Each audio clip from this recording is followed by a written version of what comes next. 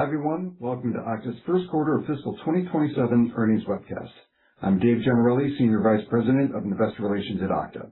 Presenting in today's meeting will be Todd McKinnon, our Chief Executive Officer and Co-founder, and Brett Tighe, our Chief Financial Officer. Eric Kelleher, our President and Chief Operating Officer, will join the Q&A portion of the meeting. At around the same time the earnings press release hit the wire, we posted supplemental commentary to our IR website. Today's meeting will include forward-looking statements pursuant to the Safe Harbor provisions of the Private Securities Litigation Reform Act of 1995, including but not limited to statements regarding our financial outlook and market positioning. Forward-looking statements involve known and unknown risks and uncertainties that may cause our actual results, performance, or achievements to be materially different from those expressed or implied by the forward-looking statements. Forward-looking statements represent our management's beliefs and assumptions only as of the date made. Information on factors that could affect our financial results is included in our filings with the SEC from time to time, including the section titled Risk Factors in our previously filed Form 10-K. In addition, during today's meeting, we'll discuss non-GAAP financial measures. Though we may not state it explicitly during the meeting, all references to profitability are non-GAAP. These non-GAAP financial measures are in addition to and not a substitute for or superior to measures of financial performance prepared in accordance with GAAP. The reconciliation between GAAP and non-GAAP financial measures and a discussion of the limitations of using non-GAAP measures versus their closest GAAP equivalents are available in our earnings release. You may also find detailed information in our supplemental financial materials, which include trended financial statements and key metrics posted on our investor relations website. In today's meeting, we will quote a number of numeric or growth changes as we discuss our financial performance, and unless otherwise noted, each such reference represents a year-over-year comparison. And now I'd like to turn the meeting over to Todd McKinnon. Todd? Thanks, Dave, and thank you everyone for joining us this afternoon. We're pleased with the strong start to FY27. Consistent with recent quarters, our results were driven by strength with large enterprises, partner engagement, and contribution from our newer products. Underpinning this performance is the durability of our core business, with the Okta and Auth0 platforms both contributing to steady momentum across our entire portfolio. That said, the number one topic of interest from customers to investors is Okta's AI strategy. So today I'll focus my remarks on how Okta is uniquely positioned to capture the AI opportunity.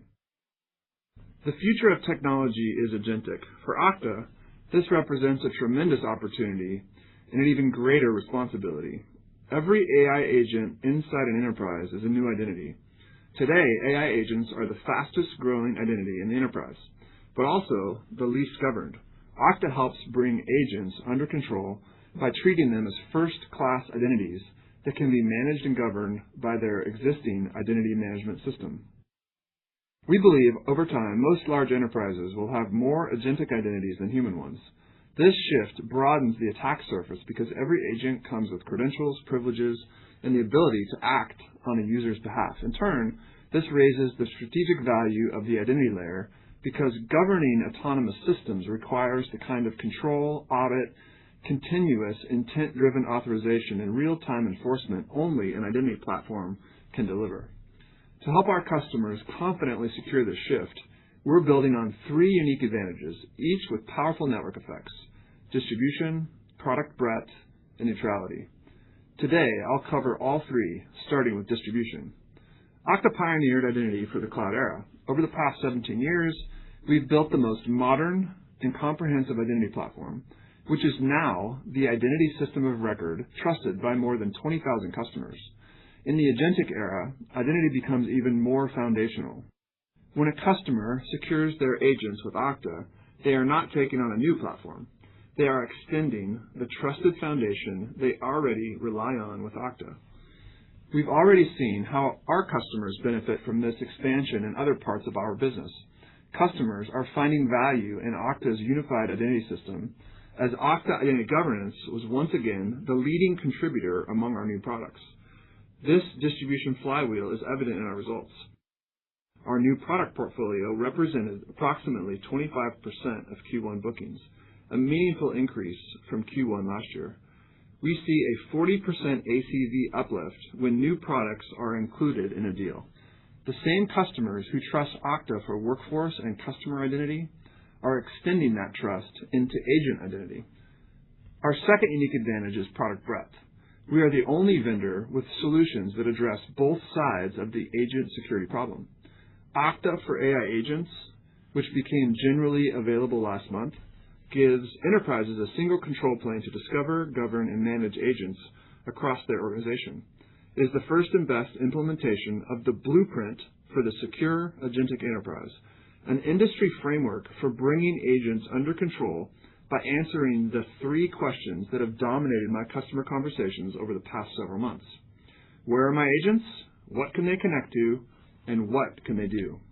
Enterprises need to maintain visibility and control over their sprawl of agents, ensuring they have governed identities, consistent access policies, and ways to shut them down to secure every agent end-to-end. Okta provides customers with centralized visibility into agents with identity governance capabilities, including ownership assignment and lifecycle management, while giving IT and security teams critical security controls to deactivate rogue agents. For developers building AI agents, Auth0 for AI Agents provides the identity foundation to ship secure agents inside their products. Auth0 for AI Agents secures agents, APIs, and users effortlessly for B2B, B2C, and internal apps, all backed by the enterprise-grade auth they already trust. In tangible terms, pipe generation in Q1 was strong, driven in part by these 2 new products. The third unique advantage is neutrality, which is more important than ever. The AI landscape is evolving rapidly. Customers need an identity solution that frees them to choose whatever technology serves their business best, without fear of vendor lock-in. As the leading independent and neutral identity platform, Okta gives organizations the flexibility to do exactly that. In the same way enterprises run workloads across multiple clouds, they are deploying agents across various platforms like OpenAI, Anthropic, Google, Microsoft, Salesforce, and a growing set of open source frameworks. Managing and securing an autonomous workforce requires a neutral, independent identity layer that others can't provide.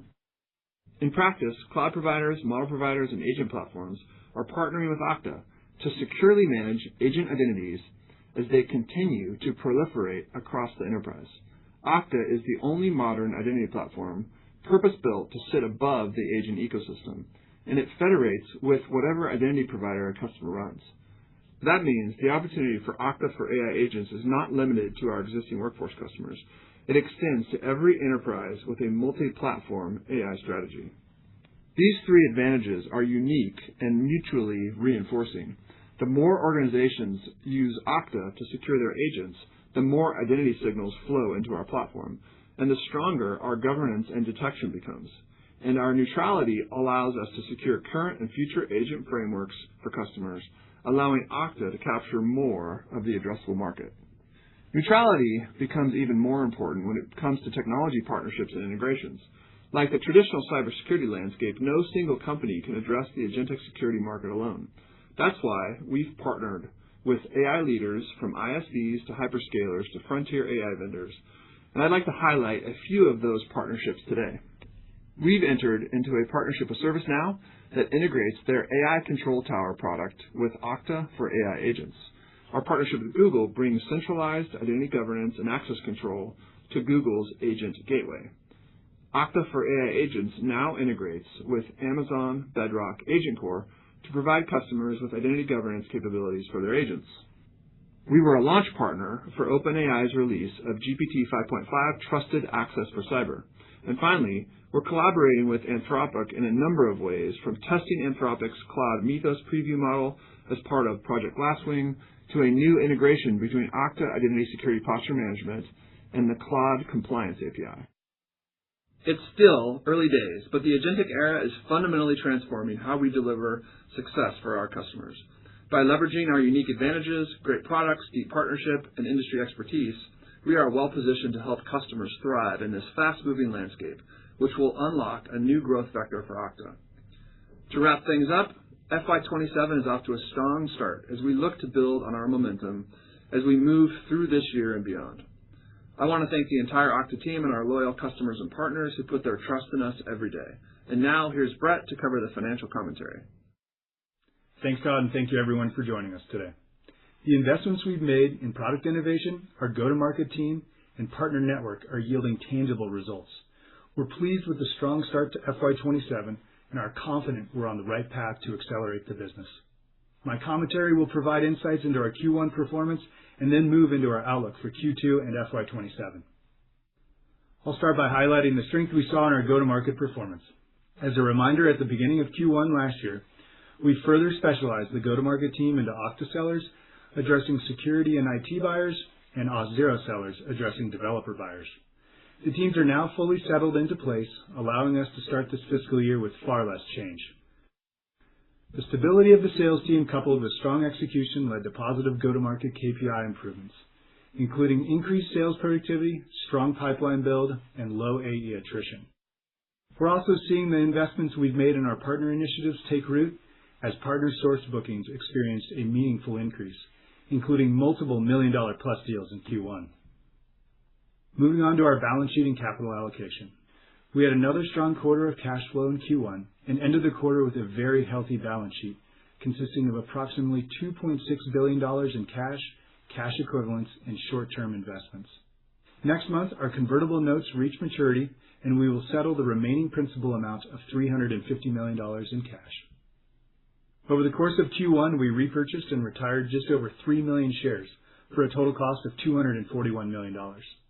$680 million remains under the $1 billion repurchase program that we launched in January as we look to take advantage of what we believe to be an undervalued share price.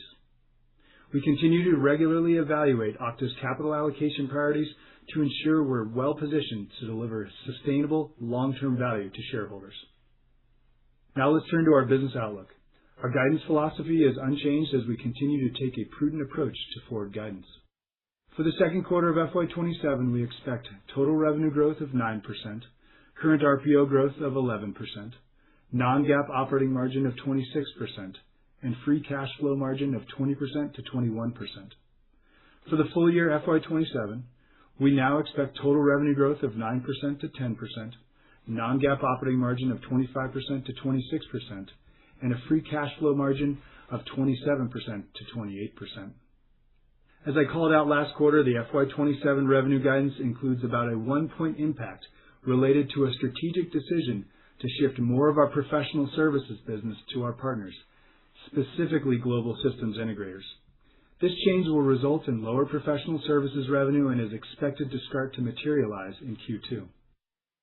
In addition, the FY27 free cash flow margin guidance includes about a 1-point impact related to lower interest income due to the combined impact from the stock repurchase program and our intent to settle the remainder of the 2026 notes in cash. To wrap things up, we're optimistic about the trends we're seeing in the business. We've been disciplined with our cost structure while investing for growth, putting Okta in a great position to extend our leadership in identity security. We've demonstrated exceptional leverage in our model and are positioned to deliver profitable growth for years to come. With that, I'll turn it back to Dave for Q&A. Dave? Thanks, Brett. I see that there are already quite a few hands raised, and I'll take them in order until the top of the hour. And in the interest of time, please limit yourself to one question. So with that, we'll take the first question from John DiFucci at Guggenheim. Thanks, Dave. Thanks, everybody. Nice job, you guys. Really nice to see. I guess I'm going to stick. I was going to have a couple, but I'm going to have one, Dave. And it's going to lead into what Todd was talking about with AI. It's not one I like to ask usually, but I think based on our work anyway, you guys have done a great job of gaining AI mindshare among the channel. Like the channel is talking about what a good job you're doing that and getting in front of customers. But we realize it's still early. Can you talk about how this is materializing in the market? How, like, are customers actually at the point where they're actually securing agents yet? Or are they just talking about it? Or are there a lot of them that aren't even really doing that and you're trying to make sure you're in front of it? Thanks. Hey, John.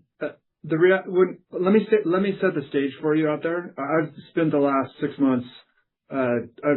I'm on this goal to talk to in person, face to face with our top 100 customers. About 75 customers in, and when you mix that with a bunch of other conversations, here's what's going on.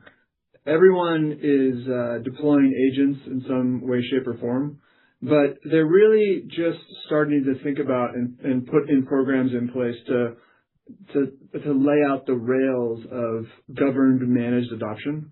So a concrete example is you'll have a development team that is using Claude Code, but it's connected to GitHub and their Jira system with static tokens in the local developer box. So that company is using agents, but they've really done it in a haphazard, non-secure way. And what's happening now is they're figuring out those rails. They're figuring out how they're going to have secure connections, have a system to monitor where all the agents are, have the ability to support it from multiple platforms. And that's why you're seeing the record interest and the record pipeline for what we do with Okta for AI agents and Auth0 for AI agents. The reality is of these products, it's still early. They're not materially contributing to the business in Q1. In fact, we're still being prudent in our guide. They're not even, they're a little bit in the guide, but not significant in the guide. But it's going to be big. We're pouring a lot of R&D effort into this and focused on it. And the interest is super high, unlike anything we've ever seen. And I think it's because we've focused on it. We have a good story and good thought leadership, as you mentioned with the channel. But I think another big reason is that it's ours to win because they're used to looking to us for trusted infrastructure that they use to connect their employees and their customers to all these resources. So it's very natural to say, who can really manage these connections and give me these governed rails for all these secure connections, where my agents are, what they're doing, what can they do? It's a natural fit for us. So I think as they build out this infrastructure, we're in this really great position to have this be a super, super meaningful part of the business and TAM over the next, several quarters and several years. And that's why we're working so hard to take advantage of it. Todd, that all makes sense. If you could just, and this is same topic, when do you think this will start to happen in mass? And like I said, you're out ahead of it. Well, one thing that's already happening is that we're already starting to get pull through in the sense that these agentic AI conversations are raising the strategic importance in many of our customers' eyes of what Okta is, beyond just workforce access management. So this really, hey, these guys could be this broad platform across governance, privilege, posture management, identity security, identity infrastructure. And that is having impact. That is in the numbers now. Like if you look at our 12% revenue growth, we look at net retention inflecting up to 107, a CRPO of 12. That's being driven by Okta being put in a more strategic light because of this thought leadership in AI. And that's going to continue throughout the year as well. Great. Thanks a lot, Todd. Thanks, John. Next up, let's go to Brian Essex at JP Morgan. Great. Thanks, Dave, and thank you for taking the question. I wanted to follow up on John's question a little bit. So Todd, would love to know from a macro and spending perspective. I mean, you heard beginning of the year, I think there was a little bit of caution around IT security budgets, and then we started hearing about security getting access to budgets outside typical budgets, whether it's like marketing budgets and so forth. And now we're starting to hear about like panic or incident response spend. Now that Mythos has come out, blasphemy, which you mentioned, I think CIOs a little bit fearful of how the threat environment might accelerate. So could you tie that back into what you're seeing for demand and access to IT budgets? Are you getting that incremental spend? Is the panic around the threat environment a headwind to your sales cycles, or are you benefiting from it? We'd love to just get what you're hearing from customers. So when we talk to customers, they're cyber professionals and they're entrusted with keeping their organization secure. So any kind of intelligence they can get, any kind of like edge or information, whether that's something on the dark web or that's some new model, they're all over it. And there's a ton of energy around getting access to Mythos and Glasswing and OpenAI's new model. So they're very interested in that. So that being said, I think the world and the population has extrapolated that from thinking that they're panicking and changing their priorities. And that is not true. I think what it's doing is everyone is reinforcing the fundamentals. They know what they have to do. There's been 0 days forever. And now there's going to be more, and we can debate how many more, but they've known what they have to do. They have to have a good zero trust environment. They have to have solid identity. They have to make sure they have a patching process. They have to make sure they have visibility. So I think what I'm seeing is that boards and CEOs are saying, we know this agentic thing is real. We got to put the guardrails in place for that. And we know that security is real, and we're going to spend money on that. And the reality of it, Brian, is that it's the fundamentals. It's identity. 80% of breaches go through identity. And you have to patch your systems. You have to have a good multi-layered defense and zero trust, so you can defend from multiple ways. And so I think that's why we're so well positioned to be that key identity platform in an unmatched array of products that no one has. No one has governance, PAM, identity infrastructure, identity security, agentic story. So that's why we're really excited about what's going on. That's helpful, but are you seeing that materialize in like accelerated sales cycles, or is this more of a conversation? So I think this return to the fundamentals and knowing you have to fix your fundamentals is helping the identity market and the identity security market. I don't think it's necessarily showing up in agentic identity yet. That's still early. Yeah. But it's accelerating the importance of investing in your identity infrastructure and your identity security.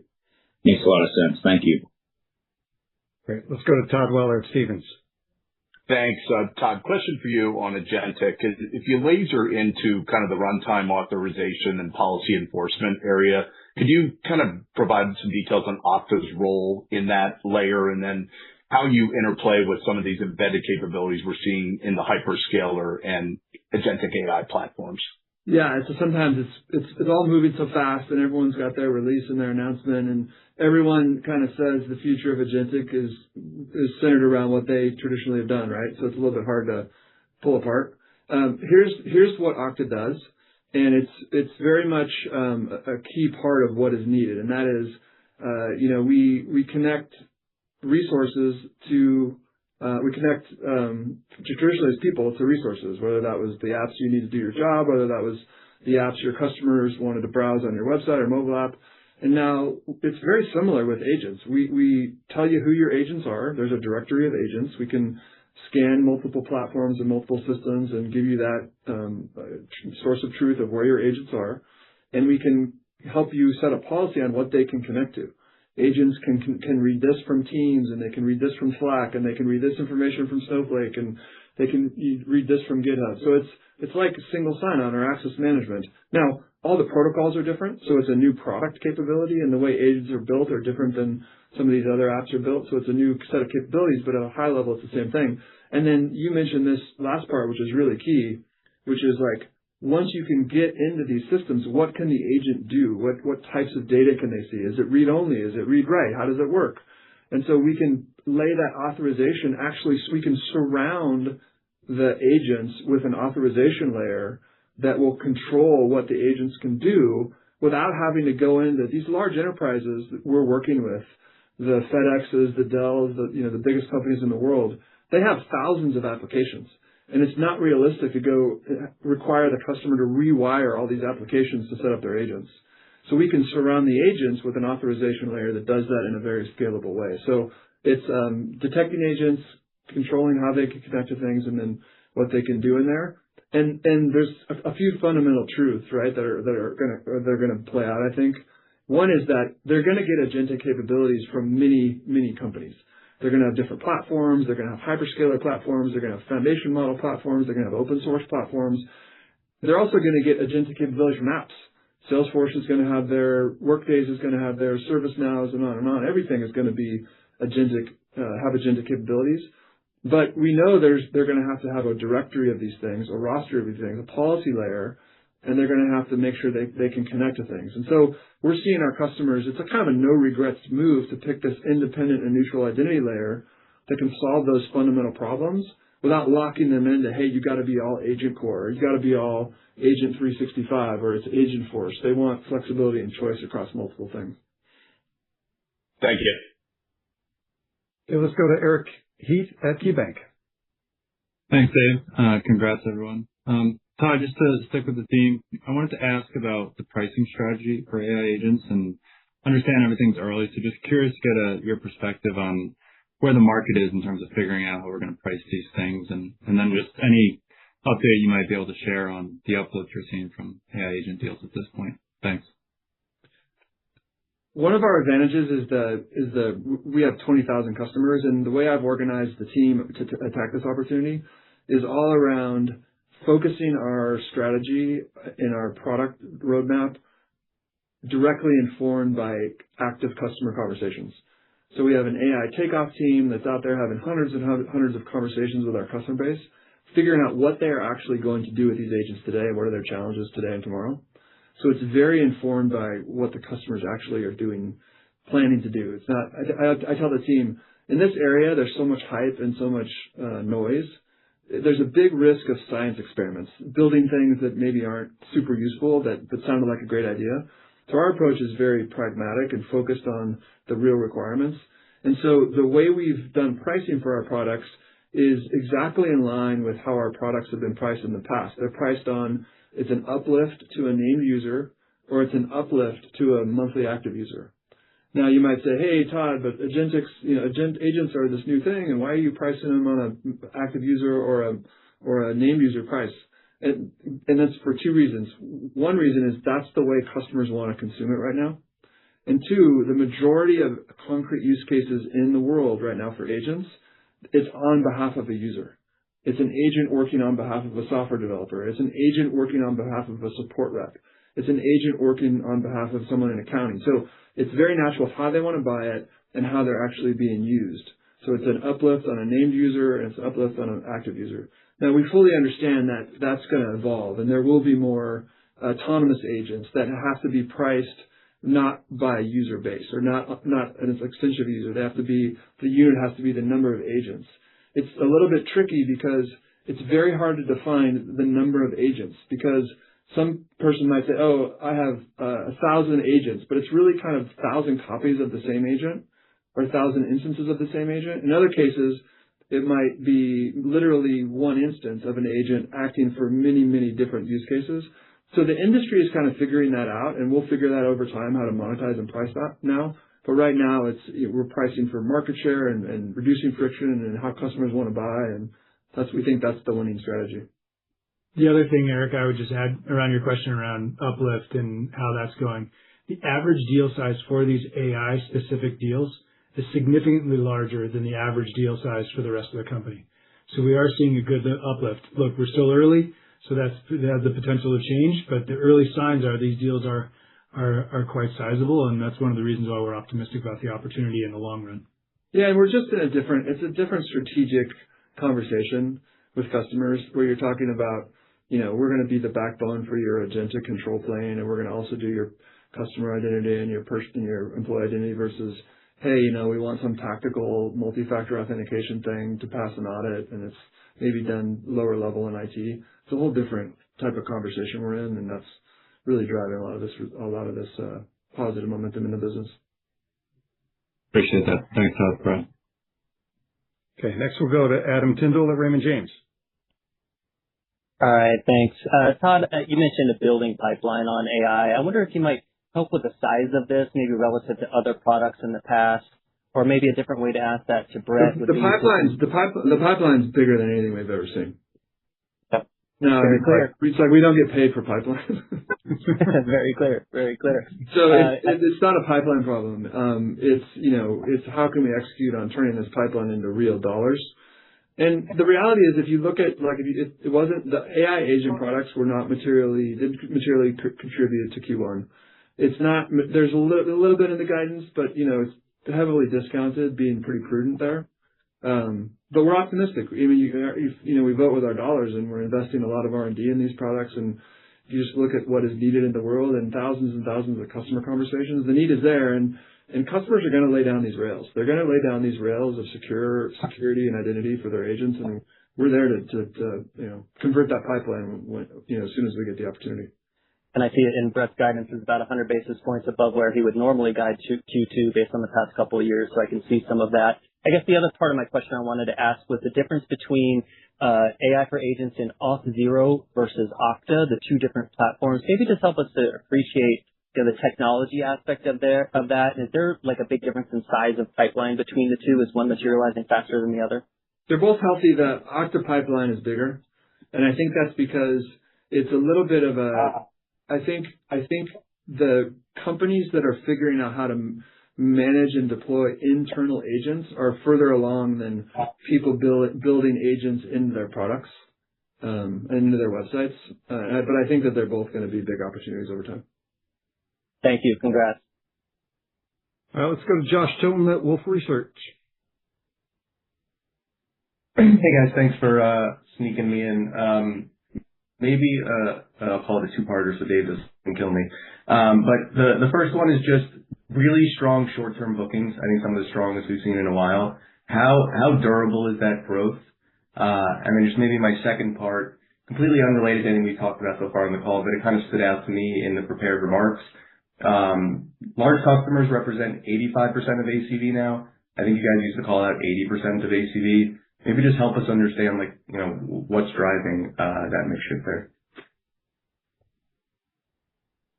Yeah, I mean, I can take the mix shift. Todd, if you want to take the first one. Yeah, for sure. You want me to talk about short-term bookings or? Yeah, that's fine. Yeah. I can get into it too as well.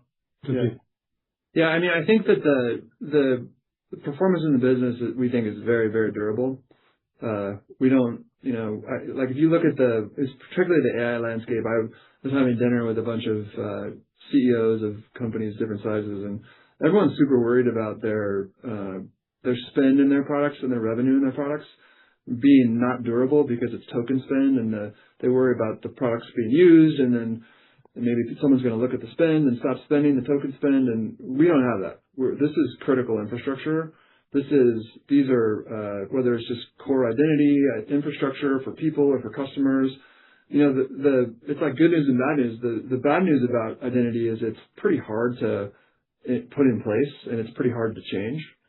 So it takes longer than some of these other categories. The good news is that once it gets in, it's sticky, and you're not going to take it. As long as you kind of keep innovating at a reasonable level, you keep good customer relationships, you're going to have a very profitable long-term relationship. So yeah, we're very confident that in these trends of the business that are durable and sustainable, and in a lot of ways with what's going to happen in this AI wave just getting started. One of the things I'll add to the durability comment as well is in our results for the quarter one, we reported that our new product inventory overall accounted for 25% of our bookings. So while we're not yet seeing a material uplift specifically from our AI products, given that they're newer to market, that's continued growth and trend in the diversification of our product portfolio. And Todd talked about that today in his opening comments. Customers are continuing to look for us to solve the breadth of use cases they have across all their technologies and all their stack. And knowing that Okta is going to continue to be the neutral identity provider, growing from access management through governance, and we continue to have a great quarter for our governance portfolio and into privileged access. We had some great wins in the quarter for privileged access as well. All of that is continuing from a durable momentum basis. And then as Todd indicated, the additional products now entering the mix with Okta for AI agents and Auth0 for AI agents provide further upside to that. So we're very optimistic on the durability of the results we saw for Q1. Yeah. Okay. So I'll answer a little bit of the first and the second question, actually. So Josh, I would say in general, if you looked at Q1, the strength across the quarter was fairly broad-based. For Q1, usually Q1, as you guys all know, is seasonally our lowest quarter of the year. Right. But if you look at a lot of the metrics in Q1, they were quite healthy, whether it's the pipe gen, whether it's the bookings number, whether it's the AE attrition, the AE productivity, across the board, it looks pretty good for a Q1, which we're really pleased with, which is why you hear all the optimism in our conversation today and the prepared remarks, and you see it in the numbers, frankly. So I think it's very exciting from that perspective. In terms of the 80 to 85%, it's something simply we've been working on very hard over the last few years. We've talked to you a lot about large customers, right? We've talked about the investments we've made into those large customers and getting more large customers. And so it's really the result of the hard work that we've been doing over the last few years. You can see it in the 100K, which is what you're talking greater than 100K. You can also see it in the greater than $1 million customers. So obviously that was growing quite nicely in the quarter as well. So I think it's just the result of our hard work. If you look at our strategic initiatives this year in FY27, large customers is on the top of the board as well, right? AI and large customers are really the two of the main four on the board that we've talked with you guys about in the past. So it's not hugely surprising the numbers are what they are because of all the hard work we've been doing over the last couple of years. So hopefully that helps, Josh. You're helpful, guys. Congrats again. And I'll just, hearing that commentary, one thing I want to throw out there is that the large enterprise opportunity we're still relatively early. We've done really well in the mid-enterprise, and we have a lot of opportunity still in the Global 2000. So it's paying off, but we still have a lot of upside there as well. In addition to all of that, we also haven't talked yet about the fact that we had a great quarter in PubSec in our federal and state public sector business as well. So across the board, we're very bullish. Okay, we'll take the next question from Roger Boyd at UBS. Great. Thanks, Dave. Todd, in your prepared remarks, you talked about Okta's ability to sit above the agentic ecosystem and that Okta for AI agents is not necessarily limited to your existing workforce customers. I guess, are you seeing your thought leadership and the conversations you're having with customers around agentic identity starting to influence broader identity deals or create bigger competitive wins down the road? Yeah, I think we're definitely seeing that. We're seeing that the products we've offered for AI agents and this blueprint, this vision we have for the industry on AI agents is raising the strategic level of conversations, which is pulling in other products and helping us displace legacy faster and sell more of our existing products and our newer products into new customers and the base than we would be otherwise.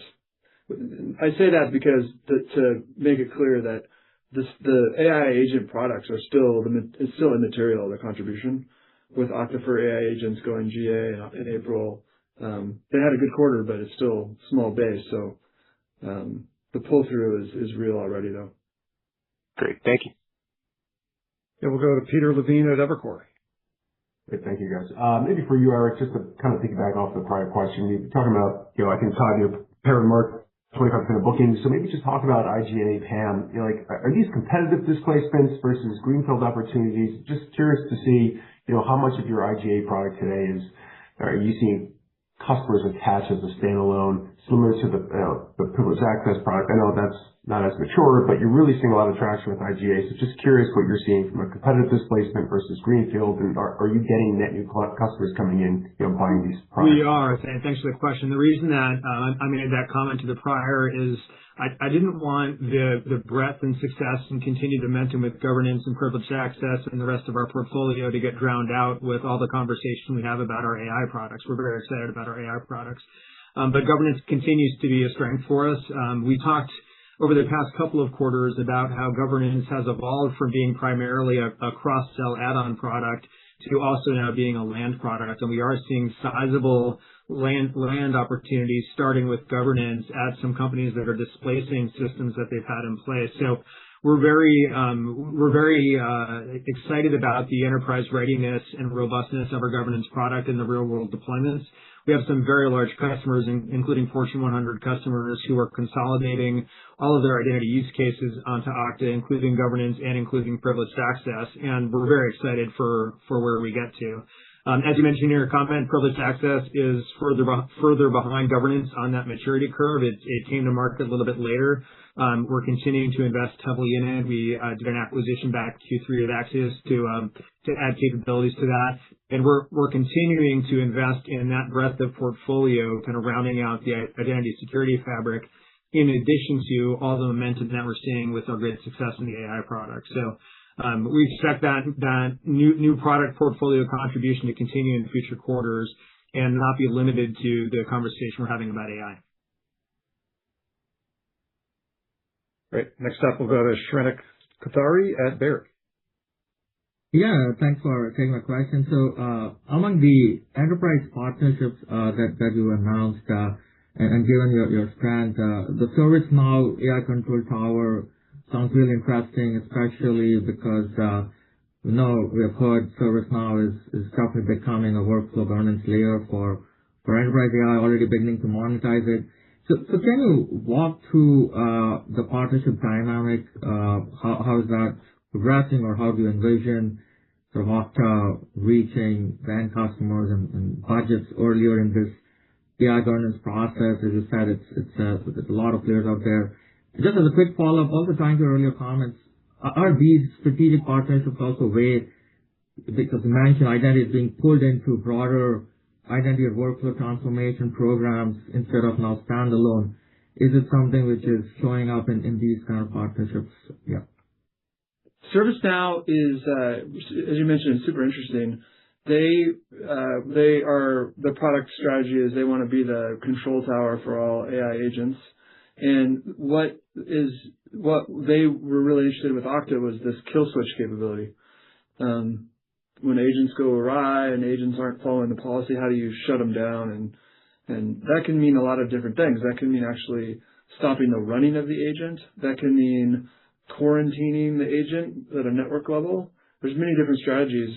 The one thing we do really well and that they wanted from us is the ability to sever the connections, the access tokens, the actual logical connection at the authorization layer to the backend resources, and we're really good at that.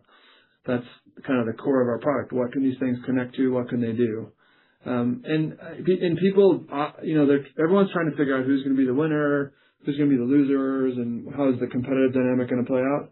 I think there's going to be way more working together than people think.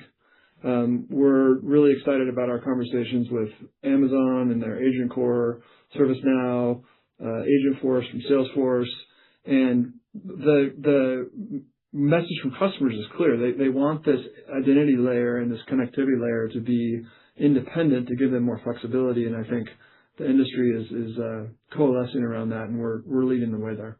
Yeah, what I would add to that, Shrenik, is this is something Okta does really well. Like, we talk a lot about the importance of neutrality and our philosophy that we want to meet our customers where they are with the technologies that they're deploying within their companies, and we want to make sure that we provide the identity control plane across all of their use cases and all of their vendors and all of their stacks. And so you'll see, just with our highlights from this quarter, we're really engaging with and partnering with all the major platform players that are active in the space right now. And that's one, because our customers require it and it's important for neutrality. And it's two, it's something Okta has been really good at throughout our history. We are an integration company. We have over 8,000 integrations for our core products through the Okta Integration Network available today. And so for us, expanding those integrations with the active providers who are gaining traction right now in this time is something that's very natural to us and something we expect to continue as these tools are evolving. And as you all know, the landscape has been very dynamic with different vendors leapfrogging each other. We expect to be partnering with all of them going forward as well. Awesome. Super helpful. Thank you. Okay, we'll go to Yoon Kim at Loop Capital. All right, great. Thank you. On Brett's earlier commentary that average deal size when AI products are included is much larger than regular non-AI deals, I am assuming that the actual AI deal itself is small and it's still very early. So is the larger deal size mainly driven by customers adopting Okta as a platform as they adopt AI security solution? So in that way, is your AI agent in a way driving the customers to adopt Okta more broadly? And is there like a specific go-to-market or a push to do this when a prospect is showing interest in your AI agent product? To be very clear, and I'll let Todd or Eric comment on the second part of it, but the AI product itself, what I'm talking about when I say the average deal size, that I'm only talking about the AI line on the deal. I'm not talking about the broader deal. And so it's a very sizable deal just for the AI products themselves. And so then you heard Todd talk about earlier about how we're getting this concept of pull through, which is exactly what you're mentioning, which is AI is part of it in some of these deals, but also it's forcing customers to modernize their tech stack to be able to look at identity and really examine it and make sure it's working for them. So then that helps the other side of the platform as well.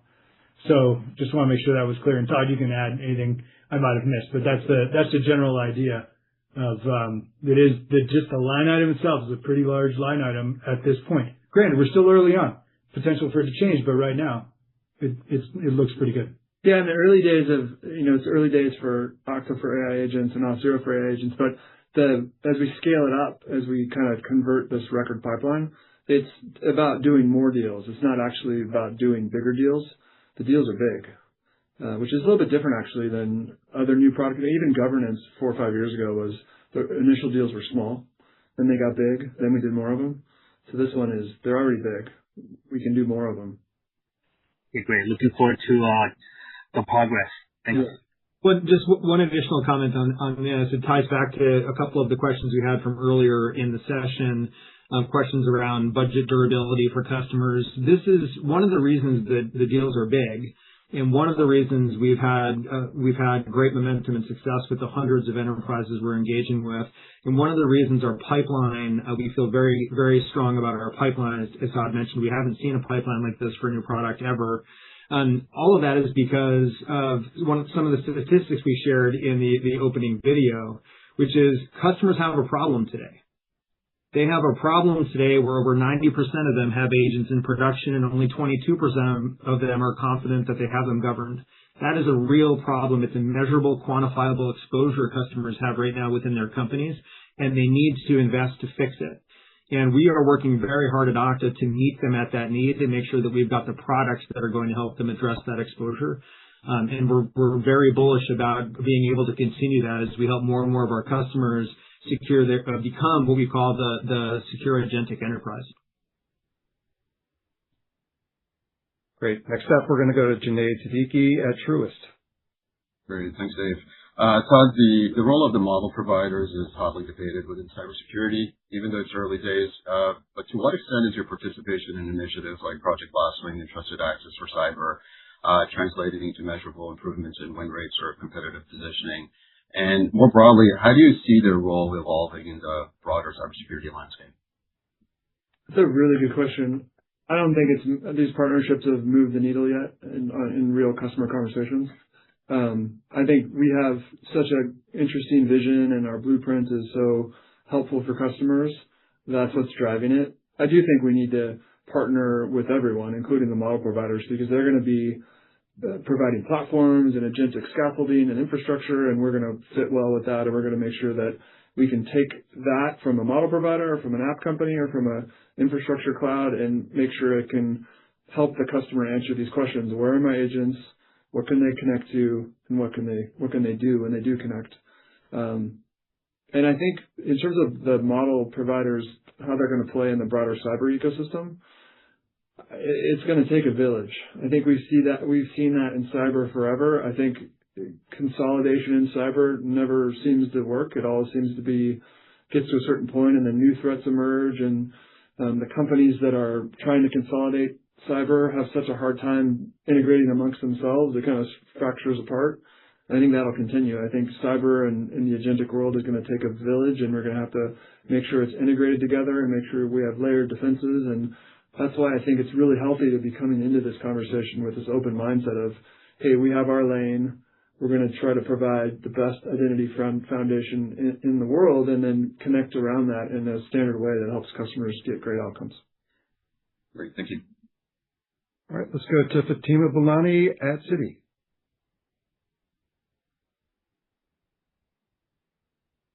Fatima, are you on? If not, we're going to go to Gray Powell at BTIG. All right, great. Thanks for taking the questions, and congratulations on the results. It was good to see. Maybe just sticking with the AI topic. At RSA this year, the messaging from just different identity vendors on agentic security, I mean, I have to admit, it all sounds pretty similar. Everyone's talking about some form of agent discovery, guardrails, identity governance, and a lot of the CISOs that we speak to are just, they're confused. So I understand you have strong relationships. I guess my question is like how does Okta cut through the noise in the market, differentiate yourself, and get to the people that are actually in charge of making decisions? First reason, that's why we wrote this blueprint, Gray. People want a blueprint. In fact, it was based on a customer conversation I had. This guy, he was a great customer of Okta, and he'd been in the Valley visiting a bunch of companies, and he said the same thing you said. He's like, Todd, I don't know what you're saying. You're all saying the same thing. It's like, you should come up with like a blueprint for us. I said, that's a great idea. So that's why we made this blueprint. And it kind of tries to tries to define the swim lanes. And it's been really well received, and it kind of makes it very clear that there's a bunch of stuff we need to do.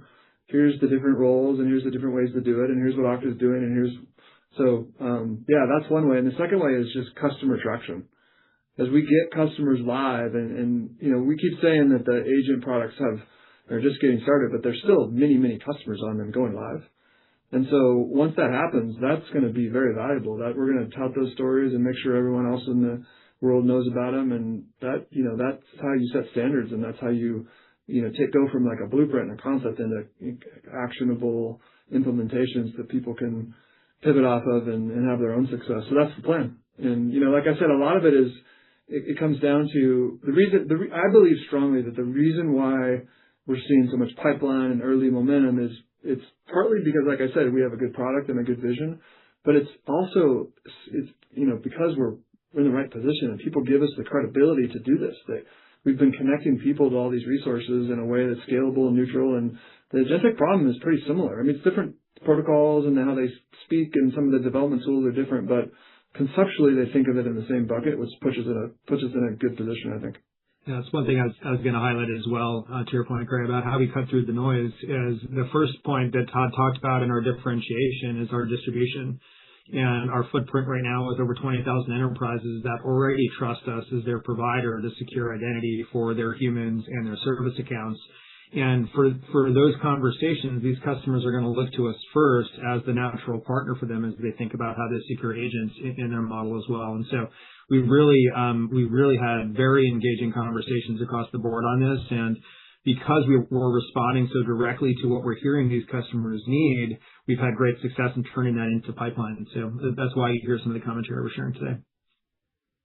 All right. Thank you very much. That was really helpful. Okay, I see Fatima back. Go ahead, Fatima. Thank you so much. I apologize for the kerfuffle earlier. Todd, this question is for you. It's a strategic question. I know you've made the choice to offload professional services to some of your GSI partners, but it's an interesting dynamic we're seeing in the broader cyberspace and even with larger tech companies that are actually leaning into services on a more direct basis. So I'm wondering if there's still an opportunity for you to maybe take a more strategic and architectural stance as it relates to building and defining strategies around agentic identity, cybersecurity architecture. So just curious about that sort of dichotomy, because you've decided to step away from it, but all your peers are kind of leaning more into it. So would love it's the great irony of our industry right now. That we're gonna automate all the jobs except for the forward deployed engineer. We need people to do that, right? And so our services team is evolving into that architectural giving the overall high level consulting and helping the GSIs get enabled to do that and then do that on their own. That's exactly where we're going. Think about it as we're not getting rid of our services. We're repurposing them so they can be in this architectural, consultative type role. And then the GSIs can help us just get the scale, because overall there needs to be way more capacity to do Okta work in the world. And, then we need to improve that and increase that. And that's what this move is trying to facilitate that, while at the same time making sure the thought leadership and the architecture and the strategic stuff can still be done by the core of our team here. Also, keep in mind, it was a decision to try to get the partners sourcing more business for us.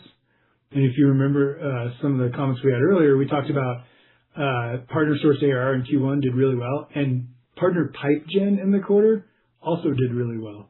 And so, yes, it's only one quarter. Let's not get overly excited one way or the other, but it's a nice first data point for us to suggest that this strategy is the right strategy to go down the path of. And obviously we'll update you guys as we go through the balance of the fiscal year, but that was also another reason to do this. And we see these early data points that are suggesting that it was the right decision. And just one clarification for the way you frame that question is we wouldn't describe it as we're stepping away from services. As Todd mentioned, we are focusing on exactly that high caliber work that you described with our customers and partnering with the GSIs to give us the scale, as Todd mentioned. So we're very aligned with the scenario that you identified. I appreciate that. Thank you. Okay, next we're going to go to Gabriela Borges at Goldman Sachs. Hey, good afternoon. Thank you. I have a different glasswing question. Todd, when you and your R&D team, when you get a hold of some of these next generation models, what are you doing internally, either from a vulnerability management standpoint or from an R&D roadmap standpoint? And Brett, the follow-up here is, how do you put the right guardrails on your inference costs such that you don't find yourself spending on tokens inefficiently? Thank you. Yeah, so we're like everyone else. We're using these models. We're testing our own stuff. We're finding some interesting things. But I think what people miss is that there's a lot of 0 days out there. And, we may debate how many more we find with these new models, but it's not taking the number from 0 to 10. It's not 0 to 1. There's many out there. And so everyone has to have guardrails in place, and everyone has to have capabilities in place to defend fast patching, multi-layer defense. So we're no different. We're putting those guardrails in place in our products and our processes, et cetera, et cetera. The cost thing you're talking about is real. The inference costs and the AI tooling and what it's driving in terms of expenses. And I think you're going to see at Okta and then over the whole industry over the next 6 to 12 months, you're going to see a little bit more scrutiny in terms of ROI. What are you getting from all this, the inference cost you're spending? How is it translating? Which is not surprising given the amount it's rising across the industry. And we're going to come out the other side with a more balanced ROI-driven investment portfolio of how we spend these things. And we're optimistic about how it's going to work out very well for us. Yeah, I would just add that I remember one of the number one thing we've talked about for years is become one of the most secure companies in the world. Right? So it's still priority number one. And this is just another tool for our security teams to try to achieve that goal. Right? So just like Todd was saying, we're going to prioritize it and develop an ROI and all that good stuff like any other investments, but it is still in service of that goal of becoming one of the world's most secure companies out there. Yeah, and in that example, it's not limited to the Glasswing, but also ChatGPT 5.5 Cyber, and we continue to make those investments. Yeah, it's good stuff. Thank you. Okay, next up, we're going to go to Rudy Kessinger at D.A. Davidson. Great. Thanks, guys. Congrats on the quarter. I'm curious how you are approaching pricing some of these agent deals in terms of the number of agents. We've heard in some field conversations, you guys are doing deals where basically the contract is for an unlimited number of agents. The good thing is in those deals, I'm hearing that the spend is very, very high relative to your existing set of other products. But, the risk there is, what if the customer doesn't, get to unlimited agents and there's downside renewal or, other things that could happen. So how are you approaching that dynamic with customers and factoring it into contracts? There's no unlimited. If there is unlimited, it's time bound. So there have been some deals where we've done, like a year, and then it's like, we're going to figure out after a year how the use case really unfolded and how to snap it back to the kind of normal pricing model. But it's not unlimited in the sense of time and volume. But I think that's just because it is an early market and there is some uses and some environments where there is more experimentation that's needed, and they want to sign a deal, we want to work with them, and so we'll do maybe not a multi-year deal, but a 1-year deal in that fashion. Okay, next up, we're going to go to Ben Bowen at Cleveland. Thanks, Dave. Good afternoon, everyone. Appreciate the question. Todd, you referenced a bit of a return to fundamentals in relation to, I think it was Mr. Essex's question on Mythos. Could you talk about how this is influencing the core workforce and SIAM pipelines and the opportunity in particular around SIAM to maybe disintermediate some of the DIY Frankenstein solutions? Thanks. Yeah, I think the SIAM impact of this is not as big right now as the governance and privilege and access management. I think call that core cyber hygiene and identity infrastructure, identity security.